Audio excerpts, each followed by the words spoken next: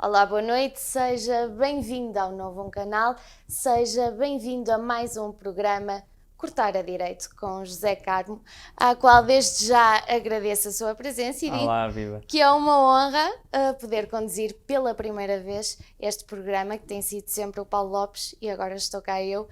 Obrigado, eu é que agradeço. Obrigada.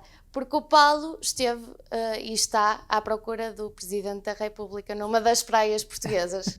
E esperemos que encontre para que esteja em segurança, não é? Esperemos que sim, porque ele gosta, acima de tudo, de se sentir seguro. Mas não é do Presidente da República que queremos começar a falar, é sim do Primeiro-Ministro É e verdade. das suas declarações em off que vieram para público. Sim, acabou por ser uma semana, ou a semana anterior acabou por ser uma semana particularmente má no que diz respeito a entrevistas para os membros do governo. Primeiro foi a Ministra da Solidariedade Social, da Segurança Social, que acabou por meter os pés pelas mãos na entrevista, numa primeira entrevista, e depois acaba por ser António Costa que, no fundo, a fazer o contraponto dessa entrevista e a tentar esclarecer essa entrevista, depois acaba por ter um deslize já em off que acaba por comprometer aquilo que foi a entrevista que acabou por dar. E, no fundo, a minha questão acaba, eu durante estes dias, depois da entrevista, assisti a vários debates sobre a legitimidade ou não da utilização daqueles argumentos em off, em que ele, no fundo, acabava por chamar cobardes aos médicos e que não foram a fazer a assistência ao lar em Reguengos, e que, no fundo, acaba, em primeiro lugar, acaba por confirmar aquilo que era já uma relação desgastada entre o Governo e o Primeiro-Ministro em particular e, no fundo, os profissionais de saúde. Em que, de facto, aqueles prémios, como a final da Liga dos Campeões, não passaram de meras fachadas. A ideia que se passava para os portugueses é que estava tudo plenamente bem e alinhado. E afinal chegamos à conclusão que não existe um problema, existem vários problemas e, inclusivamente, ali o Estado falhou onde era mais preciso, que era na assistência àquelas pessoas que ficaram, que no fundo acabaram por falecer e que estavam em condições miseráveis. Mas depois o que me surpreendeu também foi assistir a uma série de comentadores e de vários órgãos de comunicação social que, no fundo, lamentaram a utilização ou a divulgação daquelas declarações em off, o que, quer dizer, eu naturalmente aqui coloco sempre a questão da ética jornalística ou não, mas a mim, acima de tudo, o que me chocou foi ver pessoas que defenderam, no fundo, de forma muito veemente e nomeadamente até insinuando que, por exemplo, o Rui Pinto merecia uma condecoração e, portanto, os whistleblowers eram muito importantes para a sociedade, mas depois aqui, neste caso, já tinha sido uma violação de privacidade e qualquer cidadão teria o direito de fazer declarações em off e, no fundo, não poderiam ser usadas essas afirmações. Ora bem, esse é o grande problema e eu já discuti isso aqui no programa. E esta é uma questão que tem vindo já há muito tempo, não só em Portugal, no mundo inteiro, esta questão entre a ética jornalística e aquilo que as pessoas deverão saber de interesse público e para o bem de todos. Claro, esta questão irá sempre existir. Mas o interesse público é sempre relativo, não é? Porque aquilo que pode ser interessante para mim pode não ser interessante para outra pessoa e, portanto, é muito difícil. Claro que se for uma questão em que há uma pessoa que é assassinada, em que há, naturalmente aí partimos sempre do pressuposto que haverá algum interesse público, mas depois a questão coloca-se precisamente em circunstâncias como estas, em que eu vi coisas, por exemplo, pessoas que diziam mas aqui não há crime. Não há crime. Hoje em dia o insulto em Portugal já é um crime. E, portanto, e se não fosse um insulto e fosse, por exemplo, um piropo a uma jornalista que neste momento também o piropo já tem, no fundo, um quadro legal. Sim. É que entramos aqui numa discussão que, no fundo, depois é relativizada consoante a informação é importante para mim ou não. E acho que é isso que nunca deve acontecer. E, portanto, a legitimidade, aqui os processos ou são legítimos ou não são legítimos. Da mesma forma que o António Costa tem direito à sua privacidade, qualquer pessoa que tenha um computador tem direito à sua privacidade. E, portanto, a questão aqui era, se estas afirmações, ou se imagina que este vídeo que estava no computador de um jornalista, e eu aqui não sei ou desconheço ainda quem foi a pessoa que divulgou, se foi efetivamente o jornalista ou se foi alguém do Expresso que estava a fazer uma edição ou que ficou responsável de enviar a informação, mas o ponto aqui é, imagina que essa pessoa não tinha enviado essa informação e que havia um hacker que entrava no computador, via aquele vídeo e resolvia divulgá-lo. Por divulgar. Pronto, então nesta circunstância já seria legítimo? Já seria aceitável? Por não ser um jornalista. Por não ter sido agora a divulgação em off, mas porque continuava a ser a privacidade do primeiro-ministro que estava em causa. Pior, neste caso, teria sido a privacidade do jornalista que tinha sido invadida através do computador. Portanto, a questão é, ou estes instrumentos assumem um quadro legal e, portanto, há uma legalidade nisto, ou é ilegal.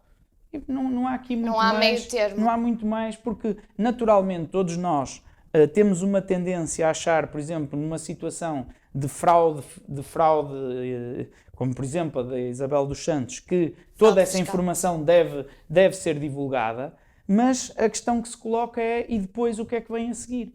E eu sei que isto é complicado de entender do ponto de vista no fundo, mas a verdade é que quem é que vai determinar o que é relevante e o que é que não é relevante?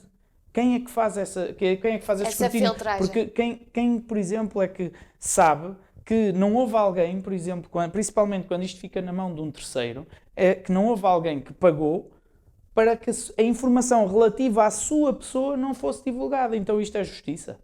Assim nunca está assegurado. E aqui, quer a situação eu posso aceitar que alguém defenda que embora não concorde que isto deve ser sempre usado e, portanto, ok, é uma posição e é legítima, como aceito que haja pessoas que estão contra e que num quadro de legitimidade de utilização e de legalidade de utilização desta informação, ela ou é legal ou não é legal, não sendo legal não pode ser, ou não sendo obtida por via legal, não deve ser utilizada.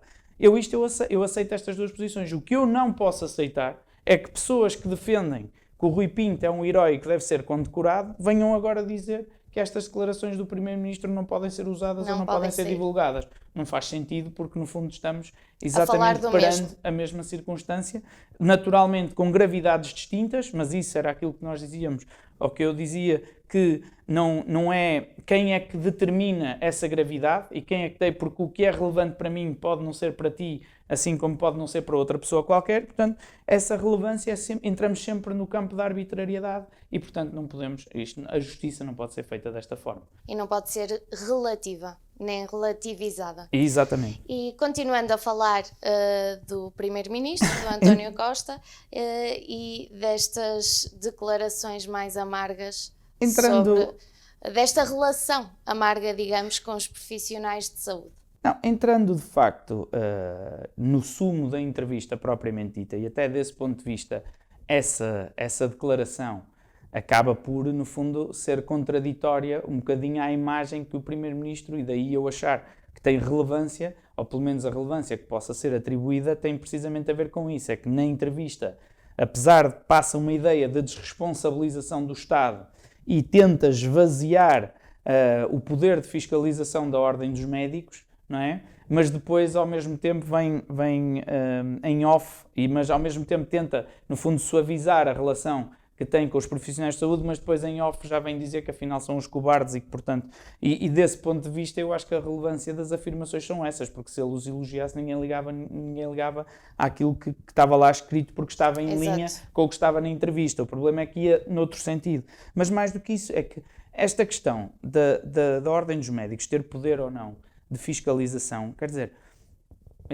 eu nem sequer vou entrar naquilo que eu considero ser um disparate de uma afirmação, mas a questão é preciso ou é relevante que a Ordem dos Médicos tenha poder de fiscalização para um caso como este, em que estas pessoas ficaram sem assistência médica e acabaram por falecer por falta de assistência? É relevante se a Ordem dos Médicos tem poder de fiscalização ou não?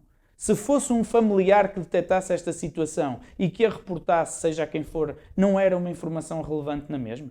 Eu acho é que aqui o que nós devemos estar a analisar ou a tentar perceber, é se o relatório foi feito com seriedade e se retrata uma situação que é real. Isso é que importa resolver. Não estão a ir ao cerne da questão. Exatamente, não é ficar aqui agarrado a subterfúgios que é, como o mensageiro não tem legitimidade, então a mensagem não é válida. Eu acho que isto não faz sentido nenhum. Uma coisa é nós usarmos esse relatório para, no fundo, apurar responsabilidades em função daquilo que é uma situação real que provocou a morte das pessoas e que efetivamente deve ser apurada essa responsabilidade e as causas dessa situação até para que não se torne a repetir. E, portanto, desse ponto de vista, acho que foi um péssimo trabalho, ou um péssimo papel que o Primeiro-Ministro passou de querer desresponsabilizar o Estado. De igual modo, a própria Ministra acabou por demonstrar, ou a entrevista do Ministro acabou por demonstrar que a Ministra anda perdida. Porque, eu vou dar um exemplo, a Ministra diz que não leu o relatório, afinal esta semana já tinha lido esse e todos os outros que existiam. Há uma semana não havia inspeção, afinal esta semana já houve inspeção por parte das entidades governamentais. Na semana passada havia 100 inspeções a lares, afinal esta semana já são 500. Todas as semanas há declarações contraditórias. A informação, e aqui repara, mas não é todas as Mas semanas. isso já não se tem vindo a sentir desde o início desta pandemia? Tem-se sentido, e temos falado aqui várias vezes nisto. Aqui a diferença é que estamos a falar de um espaço de uma semana. E estamos a falar de vidas humanas. Estamos a falar de vidas, também. Claro, mas o que eu estou a dizer é, entre as declarações da Ministra e as declarações do Primeiro-Ministro passou uma semana. Portanto, fica evidente que esta Ministra não sabe o que é que os serviços andam a fazer. Porque a informação, ou então a informação que está a passar para fora não é verdadeira, das duas uma. Ou a informação, ou a Ministra não sabe às quantas andam as várias entidades que tutela, ou então o Primeiro-Ministro está-nos a mentir. Agora, as duas coisas é que não pode ser, porque no espaço de uma semana haver números tão dispares e informações completamente contraditórias, de facto, revelam aqui alguma falta de coerência. Uma última nota, e até porque o tempo vai passando, não é? A conversa é um bocadinho como aos termossos e está agradável e, portanto, vamos falando. Vamos continuar. Mas até um último aspecto tem a ver com aquilo que foi a questão, quer no fundo do salário mínimo, do salário dos funcionários públicos e também dos impostos que foi abordado por António Costa. Na realidade, ele abordou os três temas, mas não adiantou nada em particular sobre nenhum. E, portanto, no fundo, ficou tudo na mesma. O que sabemos é que não vai haver mexidas nos impostos, portanto, vamos ter que aguentar. Provavelmente não haverá aumentos dos salários da função pública, o que já era expectável. E também, eventualmente, não se sabe se haverá mexidas no salário mínimo ou não. O que, mais uma vez, nesta fase em particular, seria uma sobrecarga extraordinária para os empresários, na medida em que foram eles que tiveram que adiantar tudo aquilo que eram as despesas relacionadas com os apoios sociais, que agora estão a ser ressarcidos aos poucos, mas para além do layoff, pouco ou nenhum apoio tiveram e, portanto, no fundo, o que é um grande sinal de preocupação para os empresários que sai daquela entrevista e de pouca esperança para os restantes contribuintes. E, portanto, por aqui me fico relativamente à entrevista do António Costa. Achas que foi uma forma de passar, como muitas pessoas dizem, panos quentes sobre o assunto e tentar assentar o pó? Que é uma especialidade do Partido Socialista, não é? No fundo, é fazer um conjunto de promessas que depois nunca são cumpridas. Ou lançar um programa como o programa económico que lançaram há pouco tempo, do António Costa e Silva, mas que depois, na prática de instrumentos de concretização, acaba por adiantar muito pouco. Ou até como já assistimos no passado relativamente ao plano de infraestruturas e transportes, em que estamos a renovar constantemente o mesmo plano que está sempre executado a uma taxa baixíssima e, portanto, no fundo, é dourar a pílula, como se costuma dizer na gíria popular, e aqui também foi um bocadinho isso. Não querendo lançar o alarme, a verdade é que também acabou por falar muito e não dizer nada. Na prática é mesmo o que saiu daquela entrevista é uma mão cheia de nada, porque no fundo falou muito, abordou os vários temas, mas de concreto, efetivamente, não saiu nada, ou o que saiu é manifestamente pouco. Já agora, deixa-me só, e como praticante de uma arte marcial, eu de facto, mais uma vez, e aqui, eu às vezes parece que no fundo tenho alguma coisa contra a Direção-Geral de Saúde. E a Direção-Geral de Saúde, os dois. Mas eu contra o Governo ainda tenho uma opção política distinta e, portanto, é natural que tenda a ver as coisas de maneira diferente do que quem está em exercício. Agora, relativamente à DGS, eu gostava de poder dizer ou de poder falar da sua competência, mas efetivamente, semana após semana, vão saindo orientações que de facto revelam que não há trabalho suficiente para estar a emanar orientações que depois, no fundo, vão ter um impacto muito significativo na vida das pessoas, e não só na vida das pessoas, porque de facto, quando estamos a falar de modalidades desportivas, muitas delas são amadoras, mas há todo um conjunto, há todo um tecido empresarial que vive disto. Não é só massa adepta, repara, temos os treinadores, temos os atletas, temos os patrocinadores, sim, temos as pessoas que trabalham, os administrativos, sim, que trabalham nestes ginásios e nestas entidades, e que de repente fica, no fundo, este trabalho todo fica comprometido por falta de competência de quem analisa. Eu vou só dar este exemplo. Esta semana saíram, no fundo, uma orientação em que, no fundo, faziam uma estratificação das várias modalidades desportivas de acordo com o seu risco e, portanto, aquelas consideradas de alto risco não podem ser, no fundo, praticadas. Depois temos as de médio risco e as de baixo risco, que digamos, dimensões diferentes podem, no fundo, ser praticadas. E quer dizer, foram aqui incluídas nas modalidades de alto risco, pegou-se nas artes marciais chinesas, por exemplo, e incluiu-se isto tudo num bolo. E, portanto, isto é uma modalidade de alto risco. Ora, o Wushu, o Kung Fu, o Qigong, são modalidades que são de prática individual. Tal como o Karaté, tirando a componente de combate, o Karaté também, os katas, são praticados individualmente. As formas no Kung Fu, no fundo acaba por ser a mesma coisa, são praticadas individualmente. As pessoas praticam-nas e, no fundo, são atletas que as fazem de forma individual. Sim, e, portanto, porquê que estes atletas hão de ficar impedidos de praticar o desporto ou do exercício da modalidade? E mesmo outras modalidades mais coletivas, achas que não deveriam ser paradas a nível de treino? Poderá-se individualizar o treino?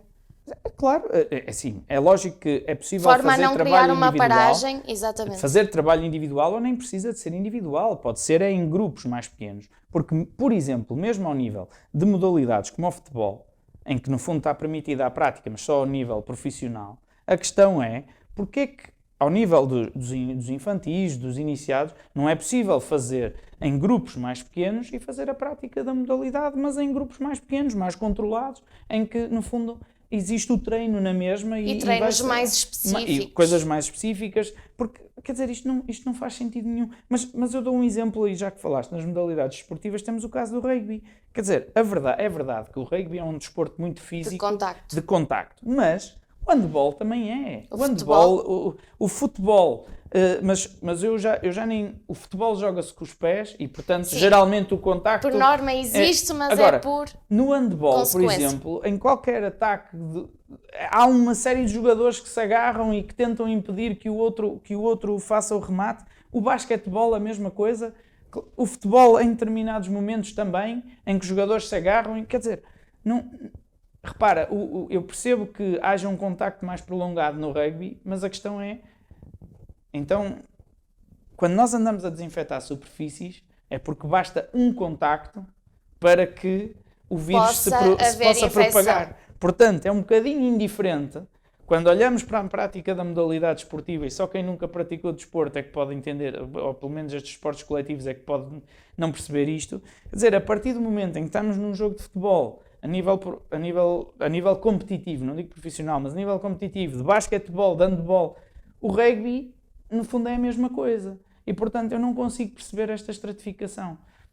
Assim como há dias, e dando um exemplo muito mais simples, não consigo perceber que numa aula de natação os miúdos possam tomar banho, mas não possam secar o cabelo. Isto não faz sentido nenhum. Há falta de informação e de estudo sobre aquilo E que é as modalidades dizer, desportivas até me podem aqui em dizer Portugal. que a passagem nos balneários tem que ser rápida e não pode ser prolongada. Então, no caso da natação, deixem os miúdos secar o cabelo e não os deixem tomar banho. É que ao menos saem de lá secos.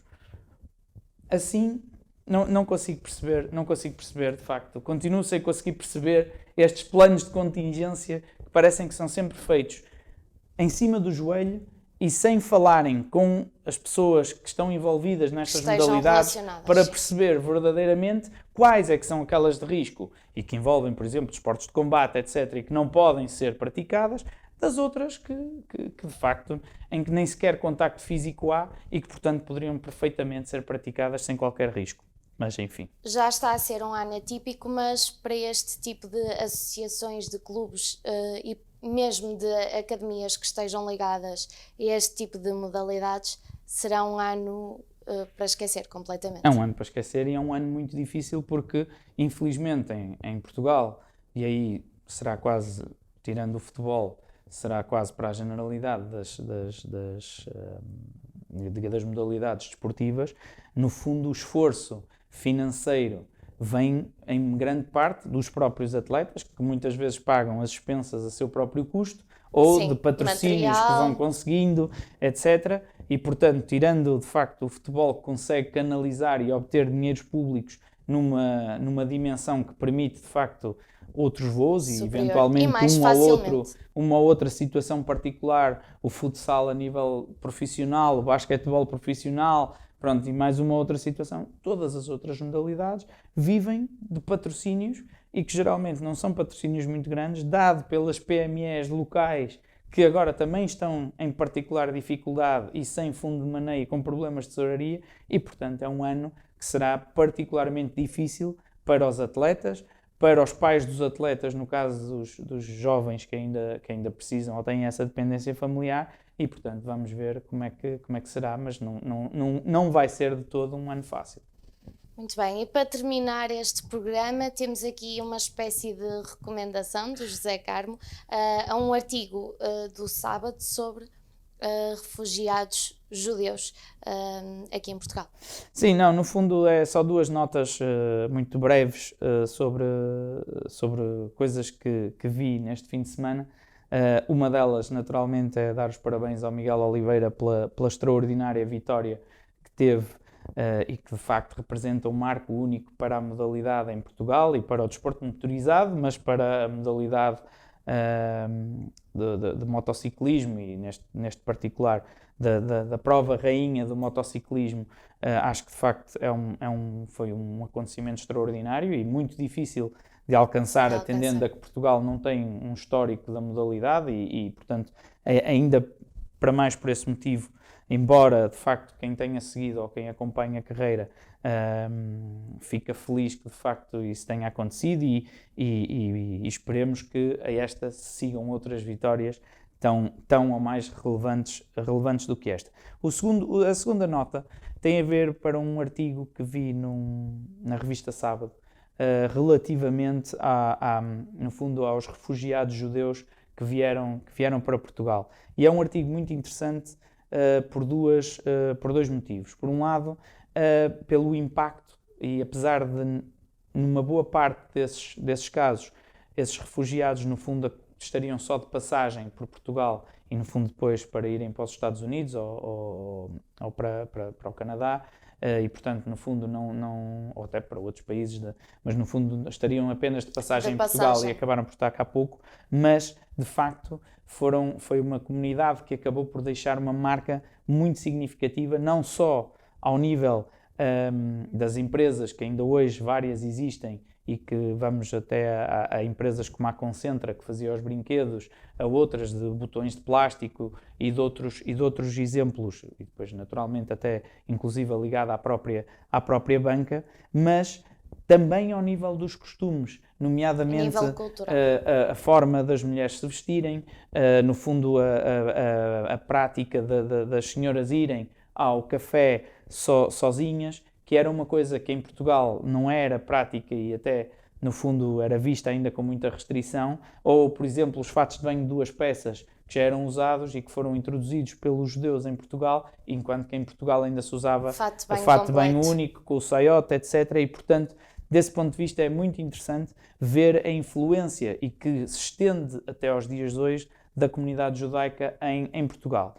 Igualmente extraordinário, e com isto termino, atendendo aos dias que correm em Portugal, foi também ver aquela que foi a resposta dos portugueses a esta comunidade e o apoio que lhes deram, nomeadamente para suprir dificuldades, acolhendo-os em sua própria casa, nomeadamente, por exemplo, em alturas do Natal, mas a organização até que fizeram para conseguir que eles se organizassem e que tivessem condições dignas, seja para viver, mas também até de alimentação, etc. E, de facto, desse ponto de vista, a solidariedade dos portugueses que está descrita é, de facto, extraordinária enquanto povo, deve nos orgulhar e acho que vale a pena ler esta entrevista ou este artigo, porque, de facto, é um artigo que mostra bem não só a influência que os judeus tiveram em Portugal, como disse, mas, sobretudo, aquilo que nós somos enquanto povo e que espero que também, por exemplo, agora, nesta resposta à pandemia, possamos voltar a demonstrar. Muito bem, José Carmo, somos um povo receptivo e eu agradeço também por me teres recebido aqui. Apesar de já ser na casa, fui eu que me inseri hoje aqui no Cortar a Direito. Foi um gosto. Foi um gosto enorme. E terminamos assim mais um programa Cortar a Direito aqui no Sempre Seu, novo canal. Tenha uma boa noite.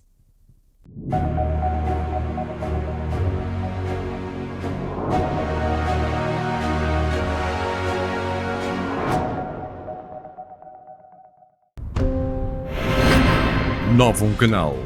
Sempre novo, sempre seu.